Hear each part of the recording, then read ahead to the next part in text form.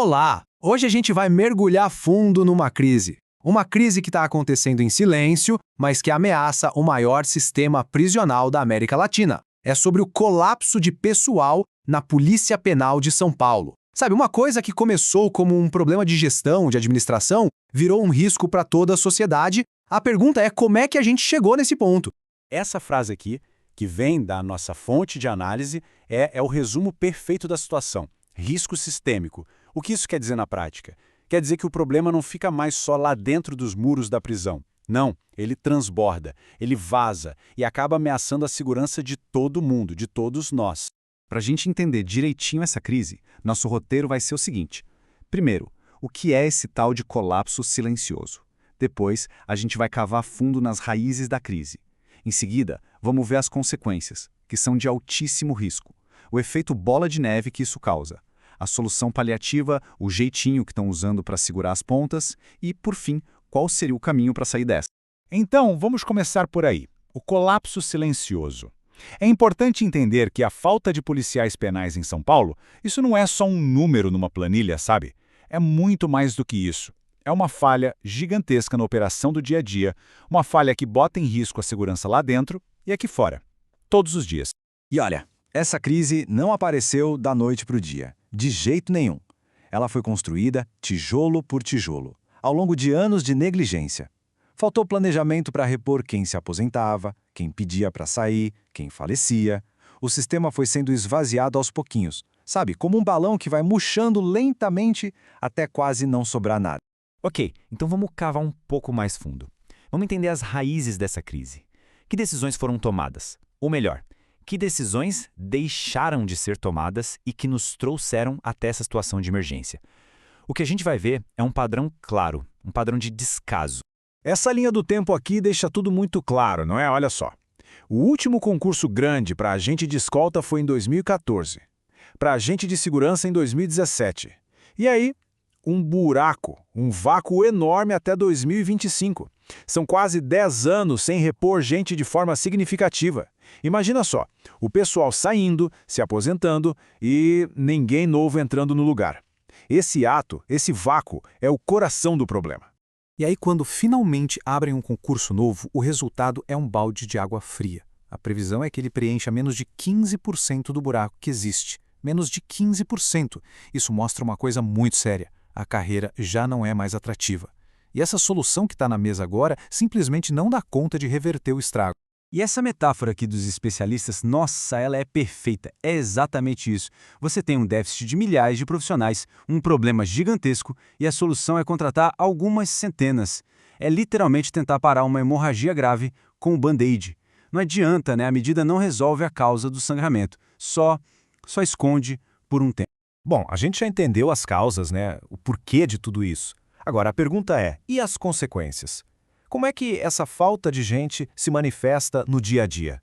A resposta é em riscos reais, riscos muito concretos que afetam todo mundo. A primeira consequência é um negócio que eles chamam de muralhas cegas. O nome já assusta um pouco, né? E é exatamente isso. Significa que as muralhas das prisões, que deveriam ser a barreira principal de segurança, estão ficando cegas. Simplesmente não tem gente suficiente para ficar nas torres de vigilância para de fato vigiar. E o perigo disso é óbvio, né? Uma muralha sem ninguém olhando é uma porta aberta. É um convite para arremessarem drogas, celulares, qualquer coisa para dentro. Pior, abre brecha para tentativas de resgate, de fugas. E do ponto de vista legal, o Estado vira o quê? Omisso. Ele se torna diretamente responsável por qualquer coisa grave que acontecer ali. Agora, a segunda grande consequência, e essa acontece aqui fora, na rua. O sistema de escolta de presos, sabe, levar para audiência, no fórum, levar para o médico, esse sistema está simplesmente entrando em colapso. Já não é à beira de. Em muitos casos, já colapsou. E essa falta de gente para a escolta gera um efeito dominó terrível.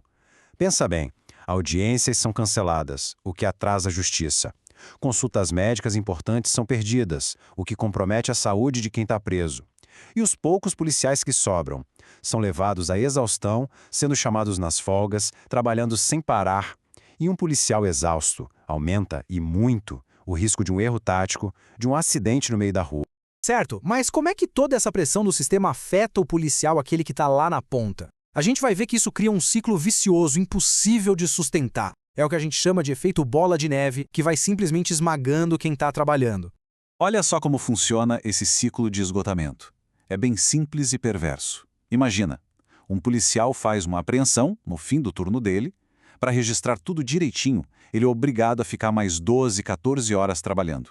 Para compensar, ele ganha uma folga no futuro. Só que essa folga criou um buraco na escala do dia seguinte. E para tapar esse buraco, o que acontece? Outro policial é chamado no meio do seu descanso. E o ciclo recomeça. É como se o Estado estivesse pegando o descanso do servidor emprestado a juros altíssimos, uma dívida que ele nunca consegue pagar. Ok, diante desse cenário todo, a pergunta é: como é que o sistema não parou de vez? O que está impedindo o colapso total agora, nesse exato momento? A resposta é uma medida de emergência, uma solução que é só um paliativo, mas que, na prática, virou a coluna vertebral de toda a operação. Essa medida se chama DGEP.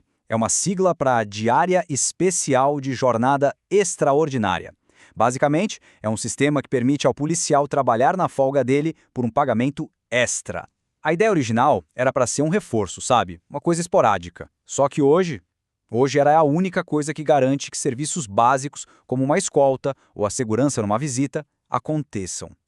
Sem a DGEP, o sistema para. Simples assim. Só que a DGEP é uma verdadeira faca de dois gumes. De um lado, ela é o que salva o sistema de parar. É vital. Mas do outro lado, é uma solução completamente insustentável. Por quê? Primeiro, porque é voluntária. Não dá para contar com ela, não tem garantia. E segundo, as cotas, tanto para as unidades quanto para os policiais, são muito limitadas, muito menores do que a necessidade real. No fim das contas, é mais um band-aid, que depende da boa vontade de um profissional que já está no limite do cansaço. Tá, então qual é a luz no fim do túnel? Qual é o caminho para sair disso? A análise aponta que a solução precisa ter duas frentes, caminhando juntas. Uma de emergência, para agora, e outra de reforma de verdade, pensando no futuro.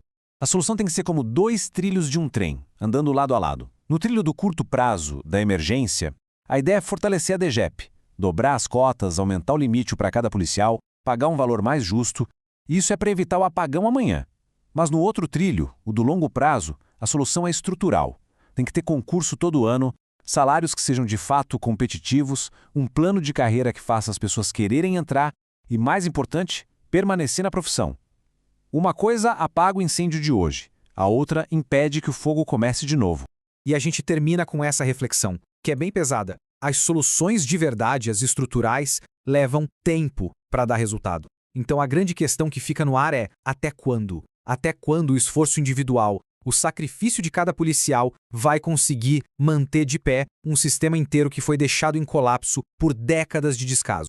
Para a gente continuar desvendando juntos esses desafios complexos da nossa sociedade, não se esqueça de se inscrever e ativar as notificações para não perder a próxima análise. A gente se vê lá.